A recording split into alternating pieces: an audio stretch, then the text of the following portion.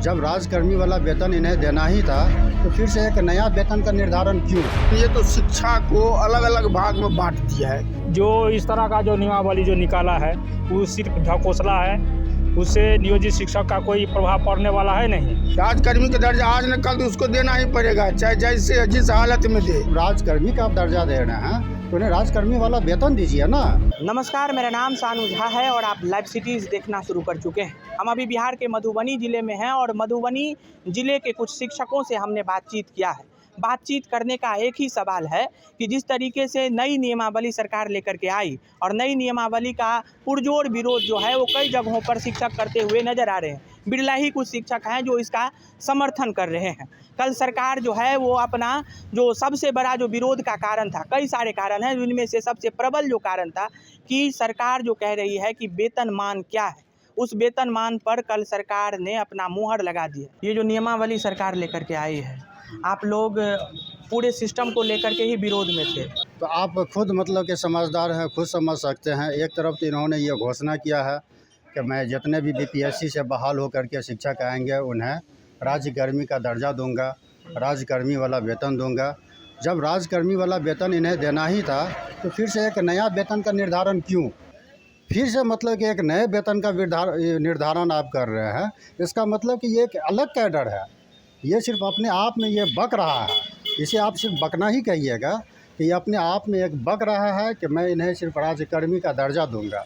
तो जब राजकर्मी का आप दर्जा दे रहे हैं तो उन्हें राजकर्मी वाला वेतन दीजिए ना। ये 20 से 25% का जो वेतन कह रहा है कि अधिक मिलेगा, उसने जो वेतन का जो निर्धारण किया है 1 to 5 के लिए 25,000, उसके बाद 6 to 8 के लिए 28,000 है, ऐसी समथिंग है। तो वो तो अभी हाँ 6 और 9 का एक अलग फिर बीच में नया कैडर आया। ये कैडर था नहीं पहले, स्नातक ग्रेड के टीचर जो थे उसके लिए था, लेकिन ये फिर 6 और 9 के लिए जो है वो अलग शिक्षक की बहाली है, जिनके एक अलग वेतन का निर्धारण है।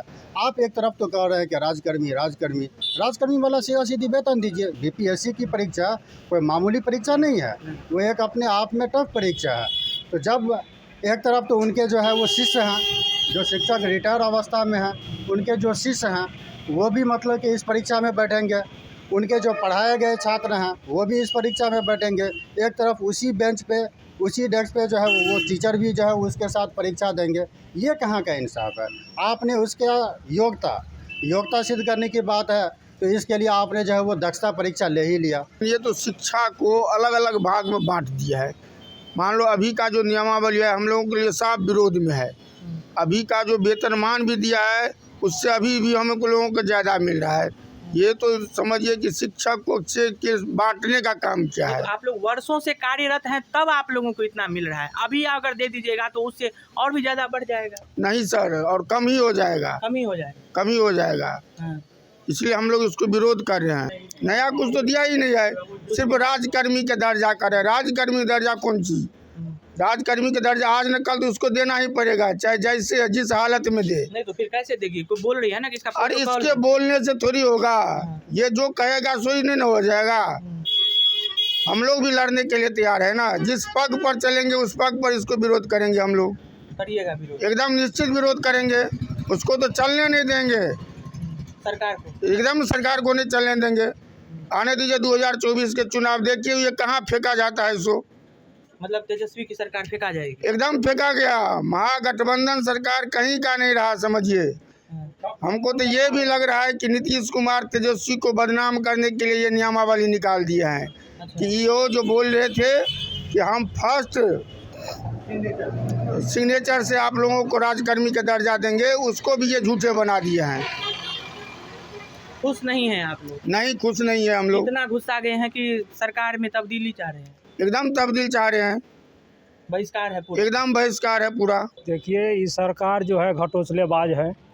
इस सरकार का जितने भी कह लीजिए कि जितने भी उसका जो नियम या कायदा होता है शिक्षा विभाग का, एक भी कंडीशन उसका पूरा नहीं करता है सबसे पहले।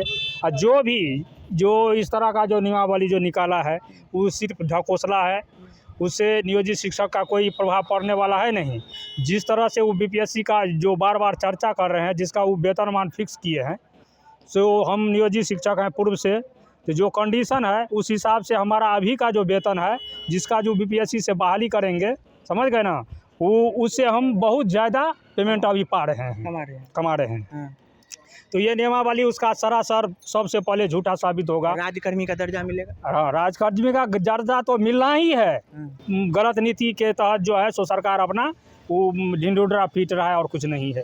सरकार ये जो नियमावली लेकर के आई है, शिक्षकों के लिए नियमावली लेकर के जो आई है, नई नियमावली बिहार सरकार के द्वारा लाई गई है 2023, वह शिक्षक और अभ्यर्थी के लिए कहीं से भी न्यायोचित नहीं है। ये नियमावली निश्चित रूप से खास करके पहले से जो कार्यरत शिक्षक हैं उनके लिए तो ये एक शिक्षा व्यवस्था को बिहार सरकार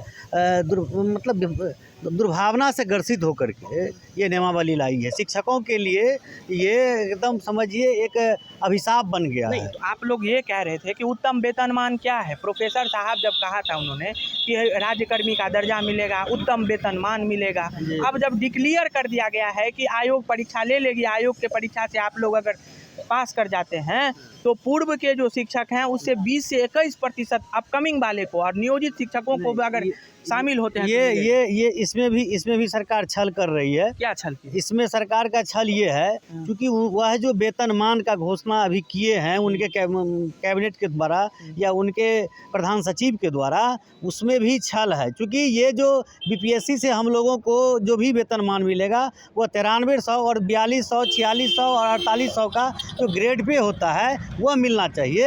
अगर बीपीएससी से ही परीक्षा सरकार लेना चाहती है तो लेकिन हम लोगों को 4200, 4600 और 4800 वाला ग्रेड पे दे और तब ये बीपीएससी का मान भी रहेगा। योजनाओं में हम सहयोग कर रहे हैं, लेकिन सरकार कह रही है कि हमारे कर्मी हैं ही नहीं। ये तो बड़ी दुर्भाग्य की बात है। तो हम लोग बीपीएससी का एग्जाम को बहिष्कार नहीं, निश्चित रूप से नियमावली का ही हम लोग बहिष्कार कर रहे हैं। नियमावली और जब तक नियमावली सरकार जब तक नियमावली में संशोधन नहीं करती है, वापस नहीं लेती है, तब तक हम लोग बहिष्कार करेंगे। और पूरे बिहार में एक बहुत बड़ा आंदोलन की तैयारी चल रही है शिक्षकों का। मैं एक बात जानकारी देना चाहता हूं दर्शकों को, जो पूरे बिहार में शिक्षकों और अभ्यर्थियों का एक बहुत बड़ा आंदोलन, जो आज तक बिहार में आंदोलन जेपी आंदोलन का नाम चर्चा में है, उस आंदोलन से भी बड़ा आंदोलन, क्योंकि ये जन जन का आंदोलन बनने जा रहा है। ये आंदोलन बिहार के लगभग 10.5 करोड़ 11 करोड़ जो आबादी है, सारे लोग प्रभावित हो रहे हैं इस आंदोलन से। तमाम शिक्षकों ने अपनी अपनी बातों को रखा है। बहुत सारे शिक्षकों ने अपनी बातों को अपने समझ से लाइव सिटीज़ के माध्यम से स्फुटित करने का प्रयास किया है। हमने इस रिपोर्ट को दिखाने का भी प्रयास किया है। ऐसे ही बने लाइव सिटीज़ के साथ। तत्काल के लिए दीजिए इजाज़त।